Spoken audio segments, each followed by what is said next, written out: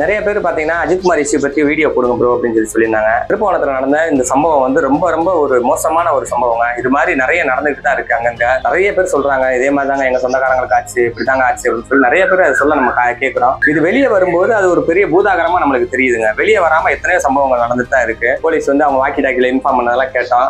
ஒருத்தவனை கூட்டு வரும்போது அவனோட உடல்நிலை என்ன நிலையில இருக்குன்னு தெரியாது, நீங்க பேசாம அடிச்சு விசாரிக்கிறீங்க, இந்த மாதிரி எல்லாம் ஆச்சுனா யார் பொறுப்பேற்றுப்பான்னு சொல்லியும் அவங்க பேசியிருந்தாங்க. இதுக்கு முன்னாடியே அவங்க வந்து ஒரு நடவடிக்கை எடுத்துருக்காங்க. போலீஸா இருக்கட்டும், அரசு அதிகாரிகளா இருக்கட்டும், முழுக்க பாத்தீங்கன்னா அவங்க வந்து மக்களுக்கு ஆதரவா நடந்துக்கிற மாதிரி இல்லைங்க. விசாரணை படம் வந்துச்சு, அதுக்கப்புறம் பாத்தீங்கன்னா அந்த ஜெய்பீம் படம் வந்துச்சு. இதெல்லாம் பார்க்கும்போது நிறைய பேர் சொன்னாங்க இந்த மாதிரிலாமா நடக்கும் அப்படின்னு சொல்லி சொன்னாங்க. இப்ப கண்கூடா தெரியுது இல்லைங்க. அந்த அஜித்குமாரோட பிறப்புறுப்புலையும் அவர்கிட்ட வந்து அவர் மேலேயும் மிளகா பொடியை பூசி அவரை அந்த அளவுக்கு 2 நாள் அடிச்சு டார்ச்சல் பண்ணி ஒரு வீடியோவும் அது வெளியே நம்மளே பாக்குறோம், கண்கூடா பாக்குறோம். சாதாரண எளிய நபரை அடிச்சுக்கிட்டு இருக்கும்போது அதை வீடியோ எடுத்தவர் அங்க உள்ள ஊர் மக்கள்கிட்ட சொல்லி இங்க வாங்க, நம்மள ஒருத்தன் இப்படி அடி வாங்கிட்டு இருக்கான், வாங்க அவனை டார்ச்சல் பண்றாங்க, போய் என்னன்னு கேட்போம் அப்படின்னு சொல்லி போயிருந்திருக்கலாம். நம்மளுக்கு கூட இருக்கவங்களோ இல்ல நம்மளுக்கு பக்கத்துல இருக்கவங்களுக்கோ ஏதோ ஒரு நடக்குது, ஏதோ ஒரு பிரச்சனை நடக்குது அப்படின்னா அதை நம்மளாம் போய் பார்க்கணுங்க. அது அவனை விசாரிச்சுட்டு விட்டுருவாங்க. இல்ல 2 நாளா ஒருத்தவனை அடிக்கிற வரைக்கும் நம்ம வந்து வேடிக்கை பார்க்க கூடாது. தப்பு செஞ்சிருக்கட்டும் செய்யலாங்க. ஒரு குற்றம் சாட்டப்பட்ட ஒரு நபரு குற்றம் நிரூபிக்கவே படல, நிரூபிக்கப்படுறதுக்கு முன்னாடி இப்படிதான் இதே மாதிரி தான் விசாரிச்சாங்களா, செந்தில் பாலாஜி இதே மாதிரி தான் விசாரிச்சாங்களா, ஞானசேகரன் இதே மாதிரி தான் விசாரிச்சாங்களா,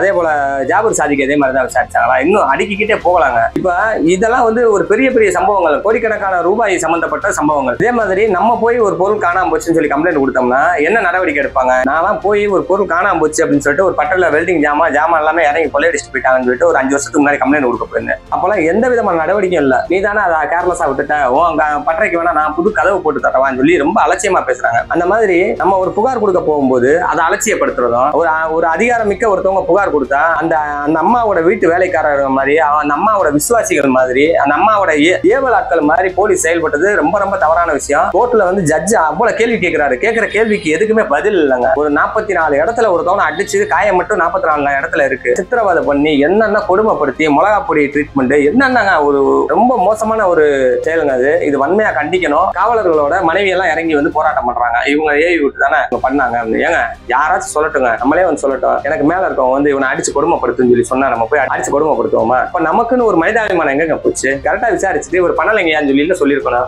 அப்ப உங்க விசாரணை அவனை ஒத்துக்க வைக்கணும், அவனை உள்ள தள்ளனா அதான் விசாரணை. சரி, இது ஒரு பக்கம் இருக்கட்டும். இதை விட சோசியல் மீடியால ஏதாச்சும் ஒரு போட்டோ எடுத்து வச்சுக்கிட்டு இது இவங்க தான் அப்படின்னு சொல்லிட்டு இது பண்ணிடுறீங்க. அண்ணாமலை கூட சேர்ந்து இந்த மாதிரி நிக்கிதா நிக்கிறாங்க அப்படின்னு சொல்லிட்டு ஒரு போட்டோ போட்டு விட்டீங்க. இன்னைக்கு நேத்து பாத்தீங்கன்னா அந்த அம்மாவே நான் தாங்க அது நிக்கிதா கிடையாதுன்னு சொல்லிட்டு நியூஸ் சேனலுக்கு அவங்க வந்து பேட்டி கொடுத்துக்கிட்டு இருக்காங்க. அப்போ அதுக்குள்ள சோசியல் மீடியால இறங்கிடுறாங்க. இவங்க சாதாரண நிக்கிதா இல்ல சங்கி நிக்கிதா அப்படின்ற உண்மை எல்லாமே தெரிய வருது. இந்த அம்மா யாருன்னு பாத்தீங்கன்னா இந்த அம்மா வந்து நிக்கிதா வந்து ஒரு சங்கி, அவங்க வந்து ஒரு சொங்கி அப்படின்னு சொல்லிட்டு இன்னொருத்தவர் கிளம்பிடுறாரு. இப்ப இப்படி ஒரு வீடியோ வந்திருக்கேன். இப்ப உங்க மூஞ்சிய போய் எங்க போய் வைப்பீங்க? முதல்ல ஒரு விஷயம், ஒரு சம்பவம் நடக்குதா, அவர் ஒரு நபர் அப்படிதாங்க பார்க்கணும். இது யாரோட தூண்டுதல் பேர்ல நடந்திருக்கு அப்படின்னு சொல்லி அதை வச்சுதான் பார்க்கணுமே தவிர சும்மா போட்டுக்கிட்டு ஒரு தலைவர் இருக்காரு அப்படின்னா அவர் கூட 1000 பேர் போட்டோ எடுப்பாங்க. சரிங்களா?